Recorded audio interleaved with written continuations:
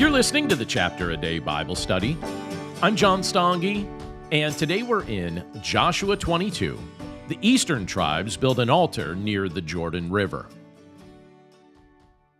Joshua 22 records a moment of tension, misunderstanding, and ultimately reconciliation among the tribes of Israel.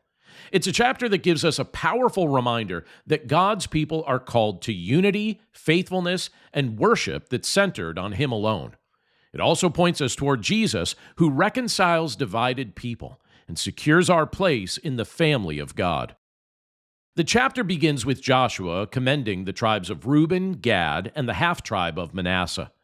These tribes had received their inheritance east of the Jordan River, but before settling permanently in their land, they faithfully crossed over with the rest of Israel to help conquer Canaan. They kept the promise that they had made through Moses years earlier.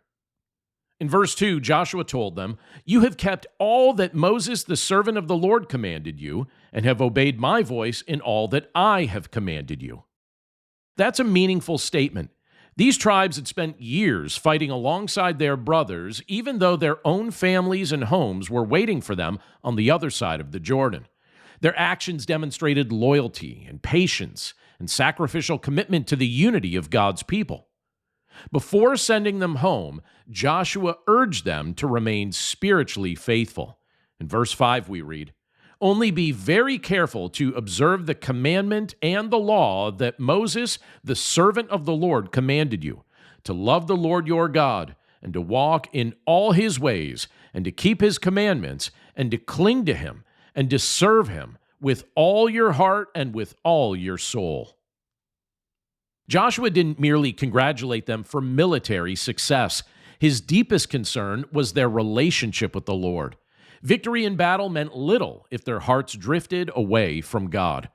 And that warning still holds value for us today, because it's possible to accomplish impressive things outwardly while neglecting inward devotion to Christ. We can become busy with work, ministry, family responsibilities, or even church activity while slowly losing our closeness with the Lord. Joshua's words remind us that loving God wholeheartedly is always the highest priority. As the eastern tribes returned home, they built a large altar near the Jordan River. When the western tribes heard about it, panic spread throughout Israel. They assumed the eastern tribes had rebelled against the Lord by establishing a rival place of worship. Now, this concern wasn't unreasonable. Israel had already experienced devastating consequences when the people turned toward false worship or disobedience in the past.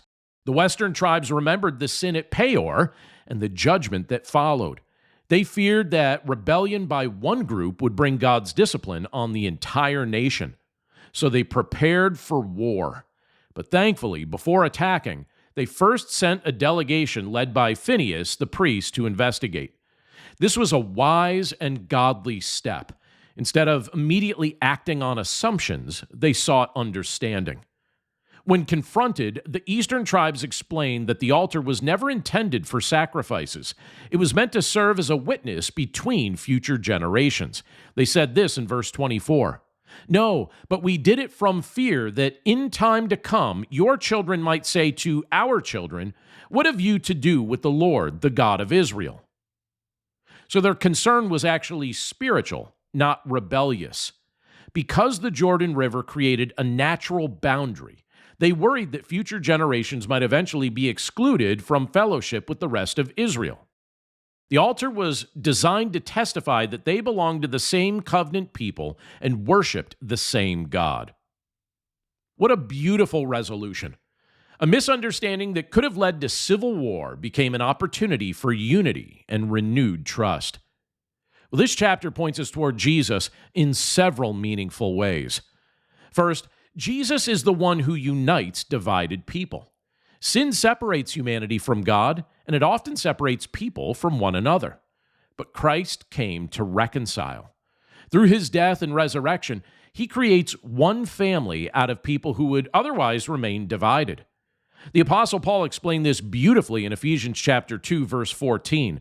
There he says this, "For He Himself is our peace, who has made us both one, and has broken down in his flesh the dividing wall of hostility. The Jordan River threatened to become a dividing line between the tribes, but the altar stood as a witness of unity. Well, in an even greater way, the cross of Christ stands as the eternal witness that all who trust in him belong to the same family of God.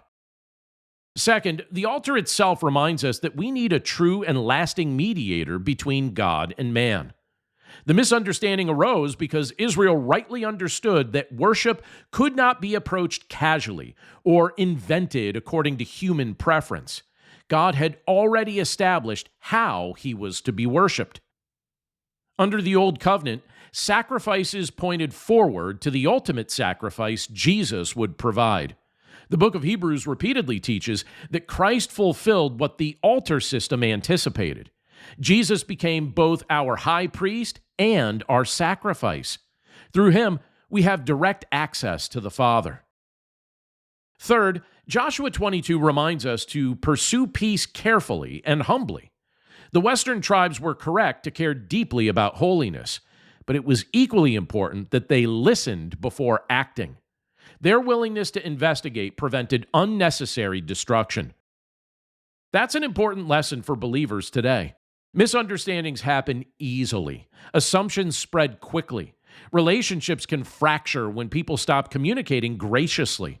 Followers of Jesus are called to be peacemakers who pursue truth with humility, patience, and love. The chapter then closes with relief and worship.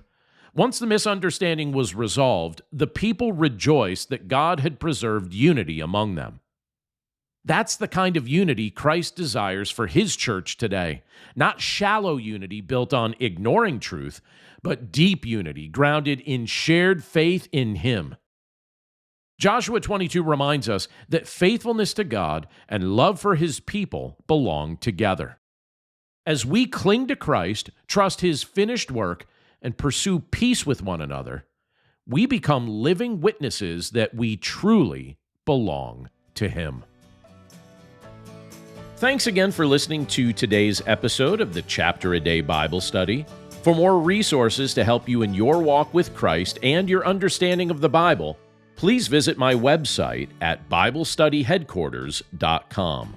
And if you'd like to partner with me by becoming a supporter of this ministry, you'll see a few options to do so, again, at BibleStudyHeadquarters.com or in the description of this episode. As always, thank you for your prayers, thank you for your support, and thank you for your willingness to share this content with others. Have a great day, and I'll see you again right here tomorrow.